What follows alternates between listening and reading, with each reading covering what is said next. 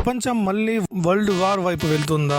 Ukraine చేసిన ఒక్క దాడి రష్యా ఆయిల్ సిస్టమ్ లో 40% వరకు దెబ్బతీసింది. ఇది కేవలం యుద్ధం కాదు, ఇది గ్లోబల్ ఎకనామీకి షాక్. తాజా సమాచారం ప్రకారం యుక్రెయిన్ డ్రోన్ అటాక్స్ వల్ల రష్యన్ ఆయిల్ ఎక్స్పోర్ట్ కెపాసిటీలో దాదాపు 40% ప్రభావం పడింది.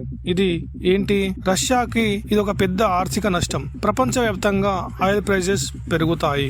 మీరు వేసే పెట్రోల్ కూడా ఇక చీప్ కాదు. ఇప్పుడు యుద్ధం ఎలా జరుగుతోందో తెలుసా? మిసైల్స్ కాదు, డ్రోన్స్.